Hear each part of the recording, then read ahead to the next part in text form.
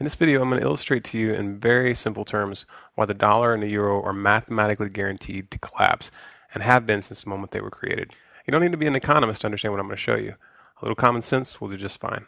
The dollar and the euro are debt-based currencies created by the Federal Reserve and the European Central Bank. Now, these central banks, while masquerading as public entities, are actually made up of a consortium of the most powerful private banks in the world.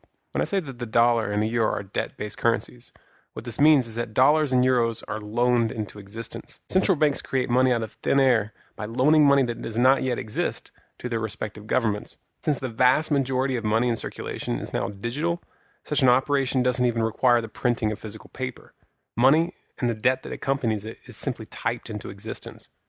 Now, these privately owned central banks don't just loan out their imaginary money for free. They charge interest. But the money to pay back that interest doesn't yet exist in the system. Since all money is created this way, there's always more total debt plus interest to be paid back than there is money. This forces governments to constantly return to those banks for more loans, which create more money and interest. This is obviously a Ponzi scheme, and like all Ponzi schemes, it can only work for so long.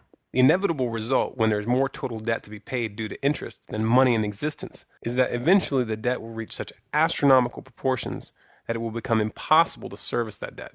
This is why I said that the collapse of the dollar and the euro is a mathematical certainty. It's been guaranteed since the beginning by the very nature of our monetary system. You might ask yourself why anybody in their right mind would set up a system like this that's guaranteed to fail. Well, the answer is simple. For the same reason that any criminal sets up a Ponzi scheme. There's a small group of bankers who get very, very rich at the expense of the public before the system begins to falter. And they use that money to buy up real assets that maintain their value after the currency falls. Sound criminal to you? Well, that's because it is. But you know what? They're going to get away with it if we don't make a concentrated effort right now to educate the public about the true nature of money and the private central banks which are leading us to the slaughter. And if we let them get away with it this time, the next Ponzi scheme is going to be even bigger.